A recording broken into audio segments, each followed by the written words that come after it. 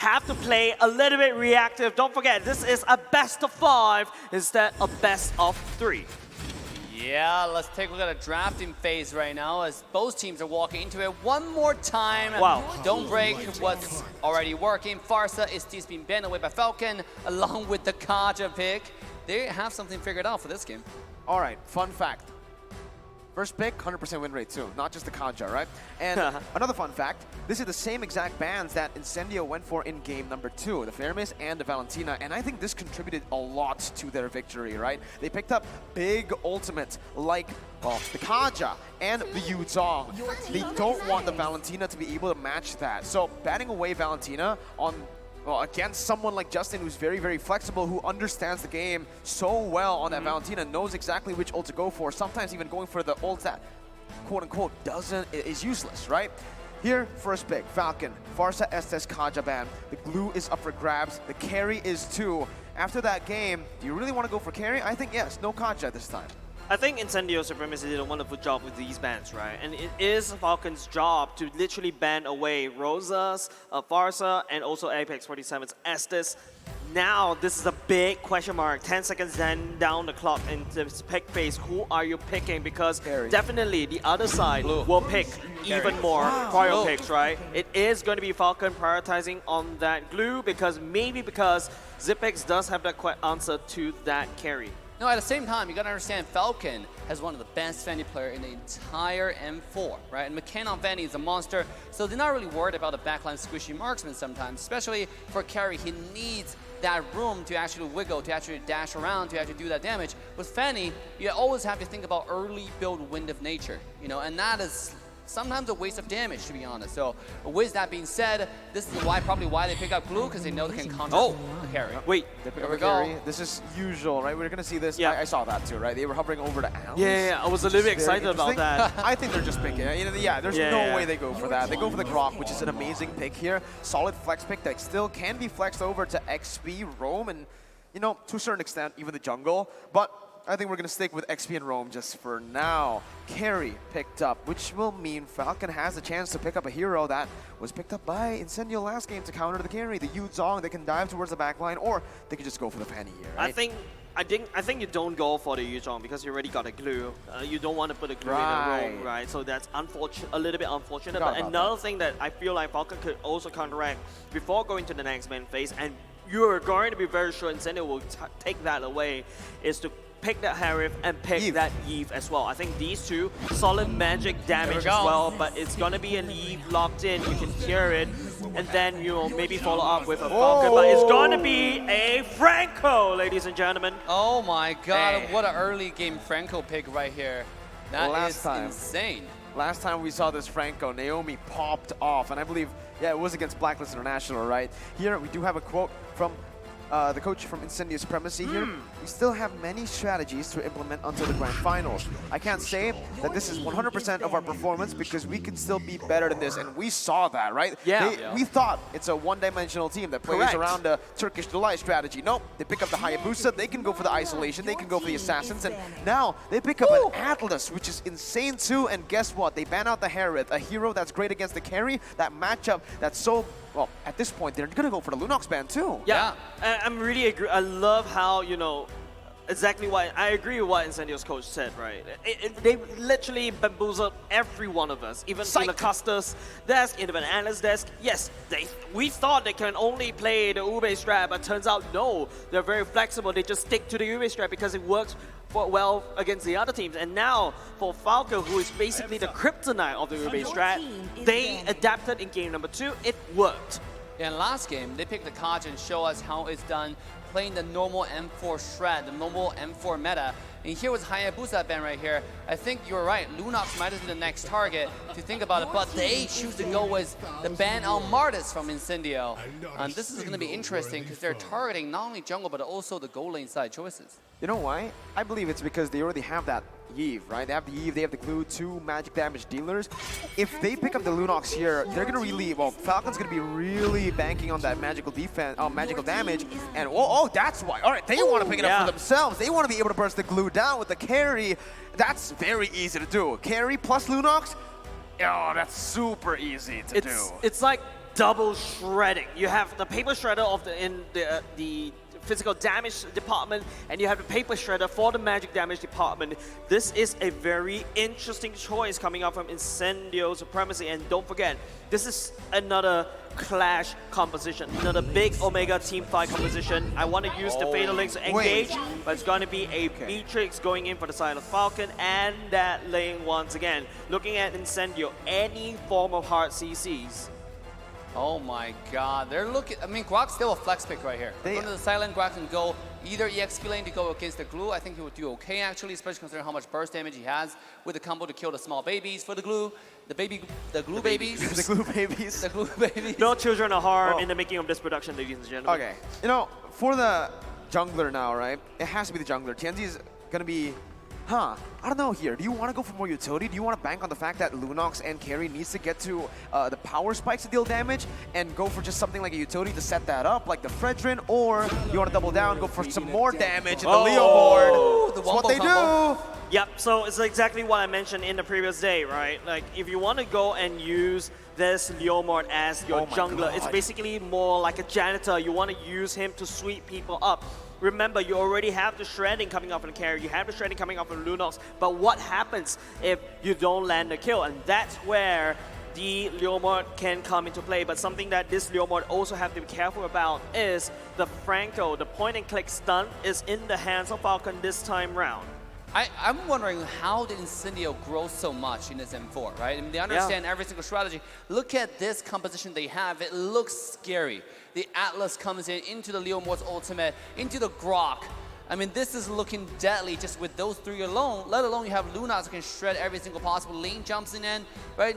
Probably within like 1 or 2 seconds, Lane's gone. Have to fly away, have to pop the Tempest Blade, the ultimate just to get away. Oh my goodness, I cannot wait for the next match. Assassin Dave caught Ngoni right there. We missed that dude. But we can't wait, ladies and gentlemen. We're going to game number 3.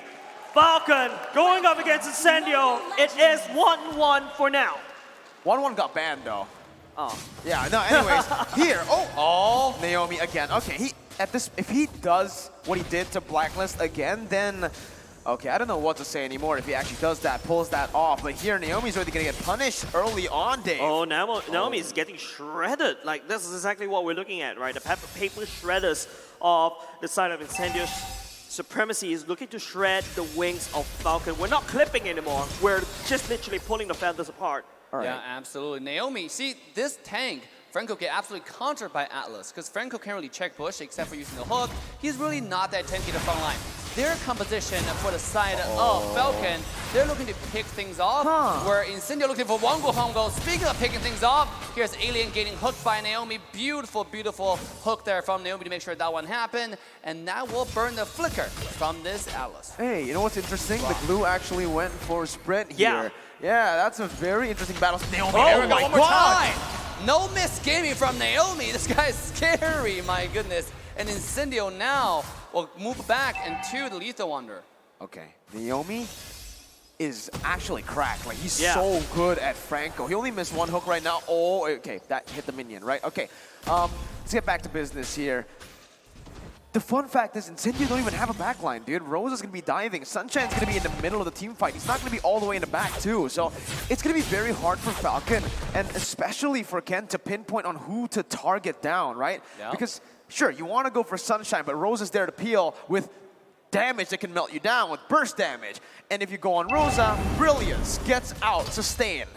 Yeah, and also, don't forget that this Leomord played by TNZ is their trump card that won them the progression to today's matches, right? Yesterday, when they pick out the Leomord plus his T's, I had my doubts, but now looking at it, right, they're looking pretty good. It seems like they're giving up the first turtle, though. Team Falcon will be taking it for free, but not so fast. Apex 47 looking to find something done, but Naomi will strike first. The hook into the ultimate will go to first blood for Falcon Esports. Skin buff, man.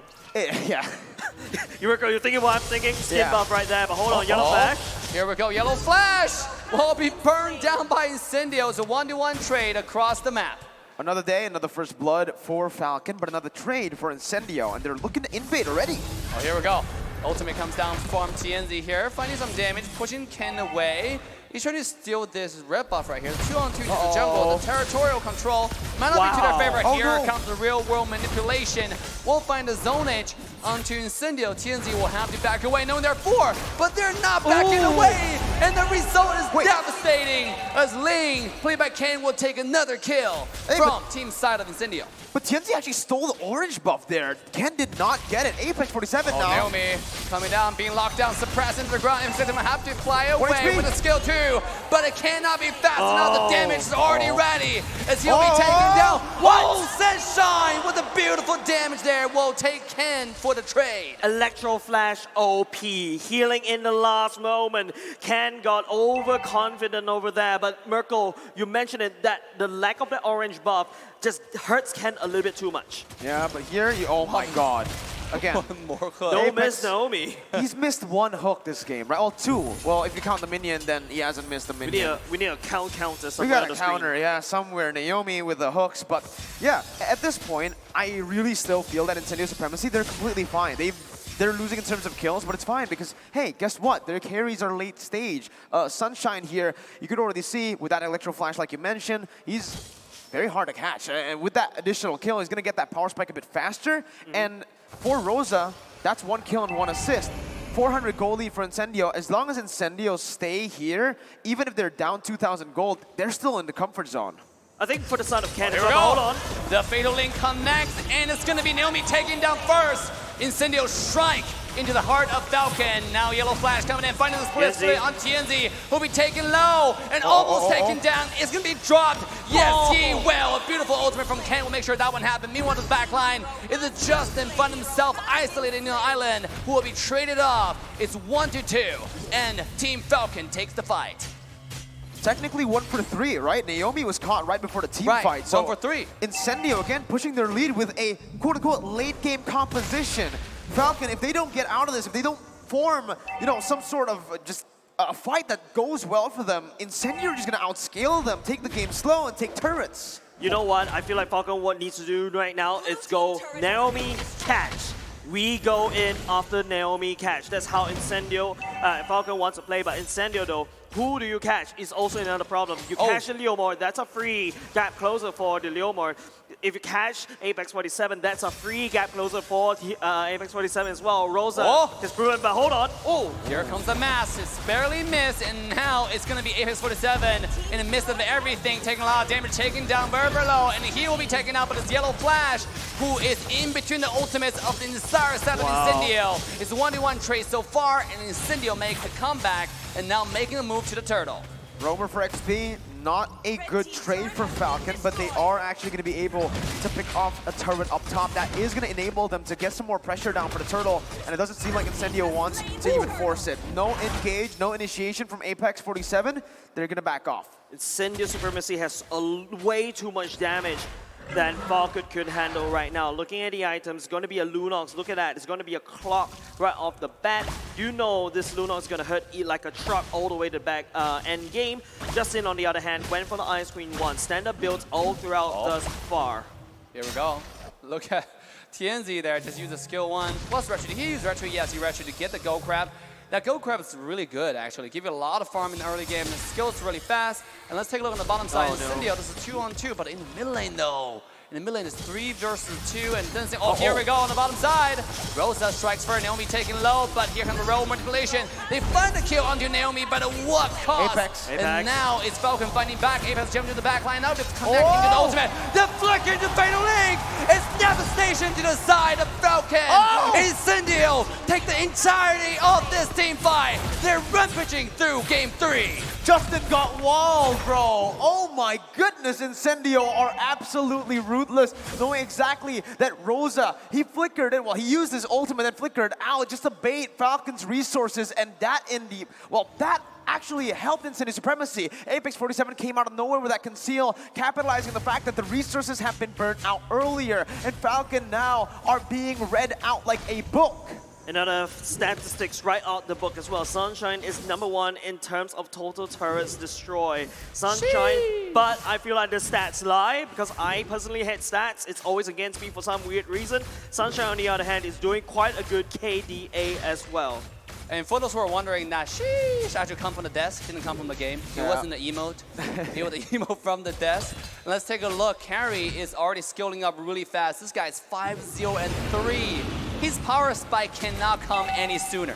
Well, you know, again, they are late. Well, they need to wait for their power spikes, but at this point, they have their power spikes. It's Falcon. We're so far behind, and they're forcing something out. The flicker and ultimate coming in. TNZ is a target, but there's no follow-up, and now they have to back away. A very questionable play coming from Falcon here. The ultimate comes down from Justin. Real world manipulation is not enough, but Apex with max play. The fatal link yet again, finding two! Entire Incendio diving in and finally coming to Naomi. Now they're backing away onto the Lord. Once again, Incendio take this fight. Everything that could have went wrong for Falcon went wrong. Your hook landed on a Grog that activated first skill.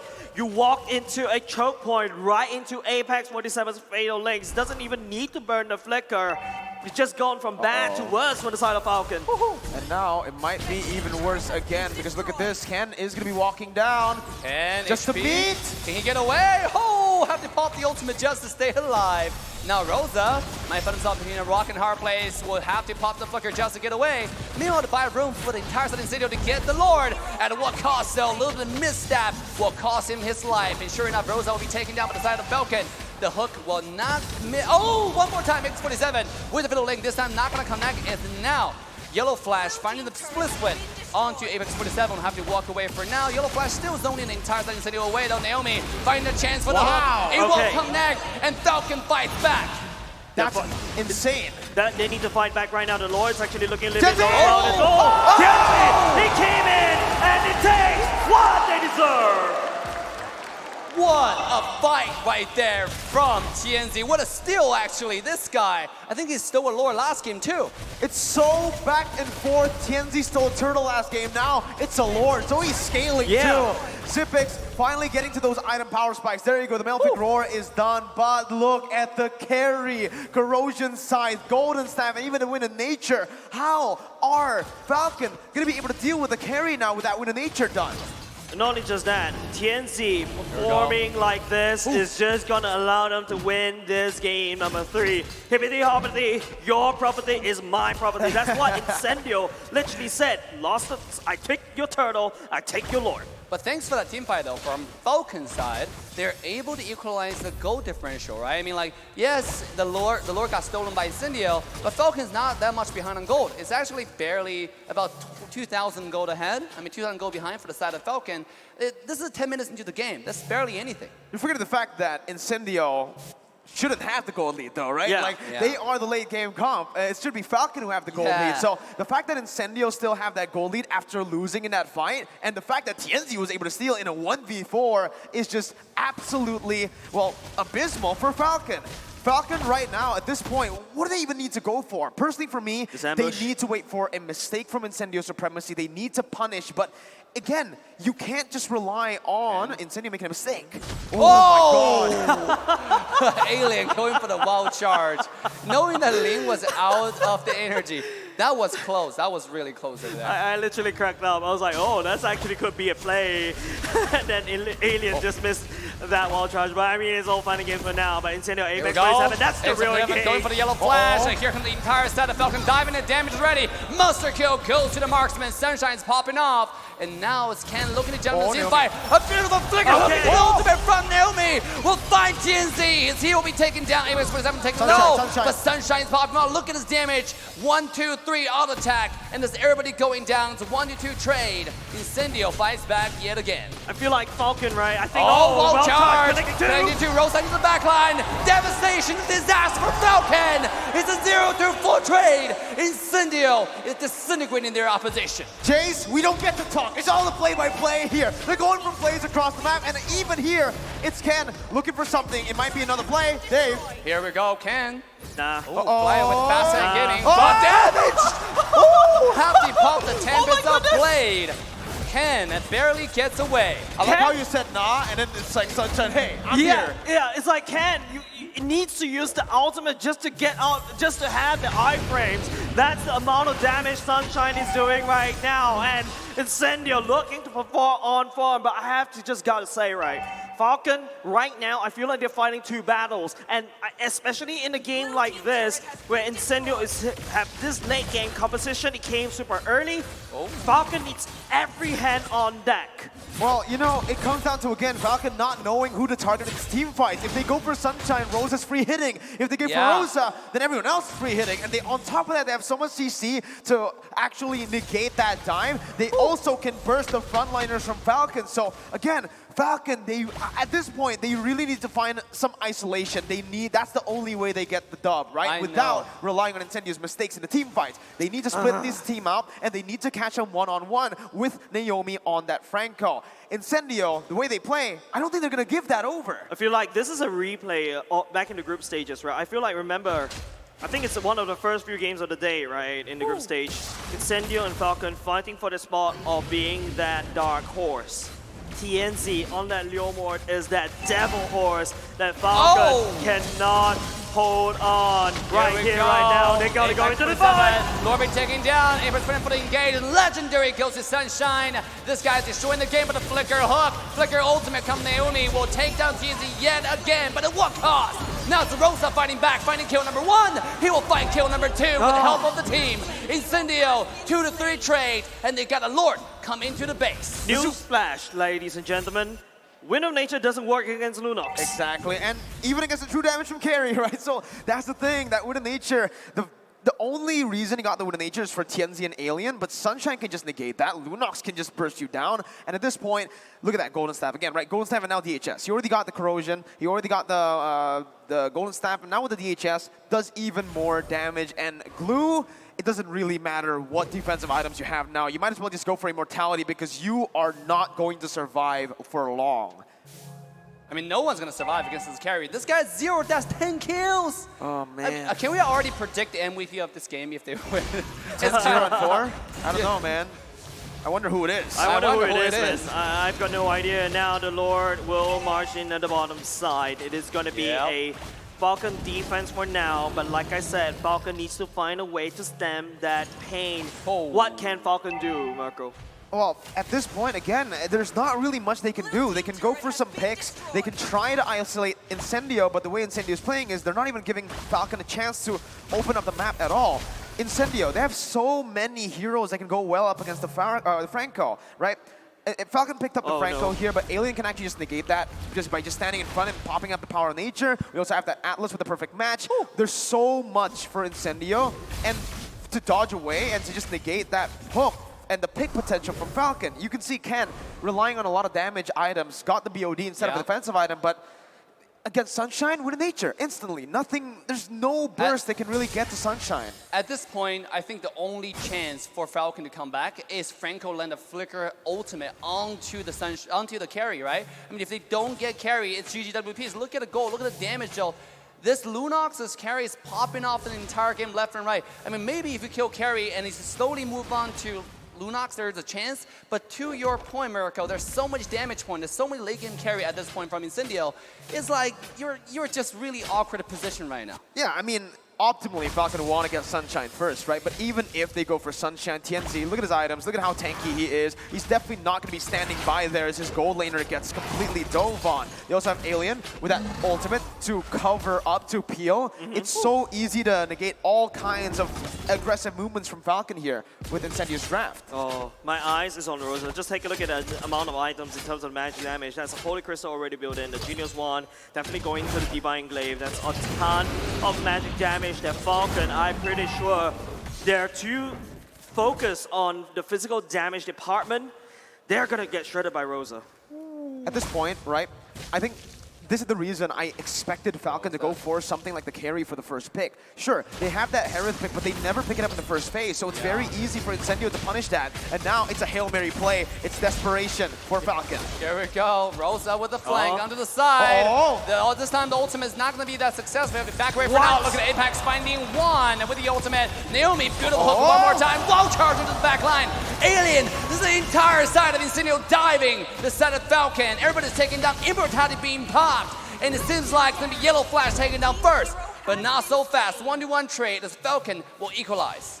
That was a good execution by Falcon, but also a mistake from Rosa. This is what they need. They need to capitalize on every small mistake, but even with Rosa mispositioning like that, missing the combo, you're still able to get out. That's what the brilliance is there for, and look at the damage! Oh my God. Rosa coming in one more time, just one skill two on Justin. That's 50% of your health. I mean, think about this guy diving onto Zipex. There's not too much you can do. Athena shield, yes, a little bit, but end of the day, like that's probably what, 2 to 3 more skill 2 and you're dead. Yeah, and the thing is, for Rosa, he doesn't really need to kill these opponents off, right? As long as he does enough damage for Falcon, or the Falcon members to back off, that's all you want to do, because you already have Tianzi, the cleanup crew, like you mentioned, Jays. At this point, you can see Falcon, they're just really tunnel visioning onto the Lord, because this is all they can do. They can't pressure the side waves anymore, because in a 1v1 situation, they're not going to win. In a 2v1 situation, they might actually even lose. I think Falcon really need to try to split. Use the fact that Ken is a link to try to fly from one map to another. Ken should not be really sticking to the main team fight, because they know on a 5v5, it's definitely in the favor of Incendio Supremacy, right? But right here, Incendio Supremacy, on the other hand, time's on their side. And even if they're on the same amount of gold, I still feel that Incendio's draft has more damage as compared to Falcon's draft.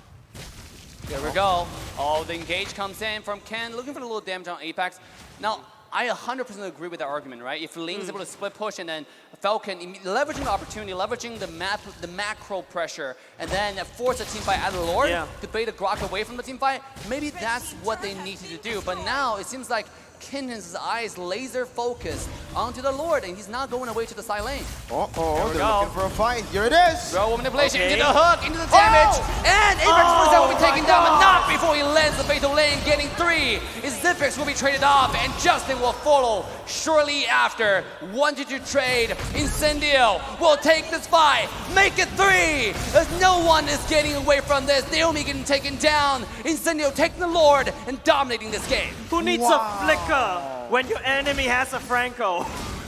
No way that just happened, dude. Apex 47 knows he was going to be hooked. He popped the perfect match right before the hook, and when he got hooked, he got that perfect match down to stun Naomi, down to cancel out the bloody hunt, and that's why he was able to find the fatal links. Look at Lunox finding so much damage on Ken. This is 2 versus 2, and they're destroying it. Now Yellow Flash will pop the ultimate, just stay alive. Meanwhile, at the same time, bottom high ground tower has already been shattered away. Incendio is finding wins all over the map. That mechanical play, again, I need to highlight that, man. Apex 47 with the clutch. 1 second, or just a millisecond late on that perfect match, and that would have been horrible for Incendio. But instead, it became great. Perfect match time with the hook, canceling the bloody hunt, and now we're going to get a replay, all right? Let's take a look at this one more time. How did he manage to pull that off? Boom, the stun comes in, and there you go. That's it. No, actually, no. What was that? Tianzi's Phantom Steed. It's not even the perfect match. It's the Phantom Steed by Tianzi that displaced Naomi and canceled the bloody hunt. But everyone is so clumped up, it allows Tianzi to do this so flawlessly, so fluidly. It's like, I don't know, it's like, you know, Naomi goes to fishing expecting for some salmon, but he fished a shark instead, and the shark killed them all. That's all I can say about this entire M4 so far is expectations has not been working to our favors, right? I mean, like, talent's expectations going to every series has been, like, proven over and over again challenged. I mean, this team that just popping out, Incendio, what they're showing us today is the Incendio 2.0. It's a versatile team that can play any draft. Now with the Lord coming to the base, they're looking to win the game, to get to the match point. Here we go. Slow push going in. Alien using the wall to slow it all the way down. The Lord's getting baited all the way outside. Here comes the Leomore. Leomore coming in for the commitment, looking for the damage. And Apex 47, can he find the engage? Grok finding the kill to the backline. Zipex taken down. It does not matter. They're going for the base. Ladies and gentlemen, it's Incendio match point. Match point for another match here for Incendio Supremacy. And again, we got to talk about that. You guys mentioned Falcon, they could have, you know, tried to split push. In my opinion, I disagree. I feel like they just lost in the draft straight out, right? Even if they go for the split push, Ling has to be able to 1v1 his opponent in the lane that he's split pushing in. Against Alien on that Grok, you're not going to be able to do so. And guess what? You're up against a Lunox and a carry with Leomord as well that can literally just take the Lord 100 to 0 instantly. Remember how fast they shred the Lord. So even if the Ling went over, using that mobility, he won't be fast enough to reach the Lord. It's just crazy, right? Coming off from Incendio Supremacy once again, another team from, well, well played, man. Just beating down one of our fan favorites, one of the caster favorites as well, Falcon Esports. I think there's a lot more pressure on them right now to perform. Incendio, on the other hand, they are in element. They showed us that they're not a one-trick Turkish delights. They have a lot more strategies, and I'm looking forward to what kind of strategies they have in store for us. So we'll be going straight back into the analysts very soon to break down the games as well. It is up to you, Gideon, Narashi, also Wolf. Please explain to us what exactly happened. Welcome back to the analytical department with me, Arashi, Gideon, and Wolf. Match point for Incendio. Wolf, how are you feeling? You know, I'm very happy about what the result was because Falcon really did show up. There were so many good skill shots that they were hitting. Even Naomi looked really good in that game. But it was Incendio Supremacy who eventually won with the draft that they have, as well as the fact that they played much better than Falcon in the latter portions of the game. Actually, when I was looking into the draft and into the game, now I felt what was the trend now for Incendio Supremacy. One by one, they have a lot of counters against the heroes of Falcon, which we will see later on. So a very adaptive draft. Exactly. Looking at what their opponents want to do and then countering it every single time. I mean, how do you want to deal with that if you were in the shoes of Falcon right now, Gideon? Well, honestly, it really came down to just maintaining tempo, controlling the tempo, but it was a back and forth. At the end of the day, both teams understood whoever had priority, whoever could manipulate the waves a little bit better, always had an advantage in the bigger picture of things, whether it comes down to neutral objectives. But yes, as Wolf mentioned before, those 1v1 engagements and even just slow counters with ultimates or even abilities starts to edge them out towards the middle stages of the games, and it became very clear that it was very hard to maintain or even split push like Mirko mentioned before, because they could 100-0 the Lord. Yeah. Even if it was third, fourth, I would argue by the fifth Lord, you would feel like it's strong, but it would still shred so much faster in comparison to Falcon. I mean, the late game is just so devastating from the side of Incendio. So take away the items here, that's just plenty of damage available. And I think that's partially the reason, right? In that late game with a carry, with a Leomord, with a Lunox, that's just so much damage. 11, 0, and 6 for Sunshine. Definitely peeled through by Incendio Supremacy. Apex 47, look at his itemization, right? All defensive. And the idea behind this is, of course, that is like the standard itemization, right? But what he needed to do was to be the first one to go in. He's the first one in so that the Grok will actually land the better initiation. Normally, you go for the Grok as your vision, right? You go and enter with the Grok so that he can tank the damage, and then eventually the Atlas comes in. It was the exact opposite here, coming out from Incendio Supremacy. They allowed Apex to, they allowed Alien to find the better initiations. You saw that in the late game. Then they doubled down on the shred. Lunox and Carry both destroy tanks. Glue and Naomi, the Franco, they cannot stay in front because that's Lunox and Carry. Yep, they're just such big threats, and there's nothing much they can do, especially as a tank, and you're dealing with true damage. It's something that you cannot touch whatsoever. But looking at the post-game stats, I think we get a little bit of a better idea. Like, Justin is trying his very best to kind of find an open angle or even force something out. With the box, you can land a bit of a mini stun, and that should be more than enough time for Falcon, or specifically Naomi, to help follow up from a distance. However, when we're looking at Incendio, I think that, as we were talking about Wolf earlier, Alien as well as Apex, working in tandem is one thing, but the micro adjustments. First engagement, Apex uses standard combinations. Afterwards, you start thinking ahead of time, okay, they've got Flicker, so I'm gonna come in with the perfect match, and eventually I'm gonna Flicker, use my ultimate to ensure that I can get at least 1 or 2 people and catch Falcon off guard. I do think Falcon in this game, a bit short-sighted, and eventually they hit their cap in terms of how far they can think ahead. Well, I mean, on paper, it just seems like a very simple strategy. There's 3 very thick frontliners, and then there's a mix of good magical and physical damage in the back line for the side of Incendio. Yeah. So it's very simple, but the execution, like you mentioned, Gideon, is just something else. Hey, we like them thick. That's what I'm just saying. I'm very much impressed about Rosa's performance. So far in the last 3 days, we've seen this guy perform in the lower brackets. I think that he's slowly showing his identity, and it's definitely one of the candidates for one of the best players out there. He even played the Lunox against a team that likes to play the Lunox, and already, you know, you remember Ruby Didi was, he used that hero against this team. That's amazing. But the man of the hour, though, is Sunshine, and I think that we cannot deny the fact that he played so well in this game. well, the fact that he has 0 deaths, right, against a team as aggressive, against all the quote-unquote counters to a marksman that Falcon has, it's just great positioning, great execution. Yeah, I honestly think that Carry now really deserves a ban if this is going to be the direction that Falcon wants to draft towards to, because it feels like Incendio at this stage of the game really know how to drag things out. They've taken a lot of inspiration from Blacklist International and utilizing the pointers or the strong suits, sorry, not the strong suits, but the characteristics of the Ube strategy, understanding that yes, team fighting is going to be a particular way, but if we look at the heat map, it becomes very clear that Sunshine's overall goal is to spread his influence, knowing that the tanks, if they go in, they hesitate for a moment. You can see people like Yellow Flash even knowing that he has to use his split to protect himself from the proc of Carry. And I wonder if there's also a heat map for his teammate Apex 47, because I know, and we saw that he's always there for Sunshine. This is not just the one effort from one guy, 11-0-6 marksman, for sure you're going to attribute to his playstyle, but it's also a collaborative effort where they always protect Rosa as well as Sunshine. Look at him, he's always there with the Atlas. Yeah, the Atlas. I mean, it just seems like right now, the roamers just play such a huge role. So Apex for sure was trying to make all the plays happen, trying to counter Naomi's signature pick, that's Franco, as much as possible.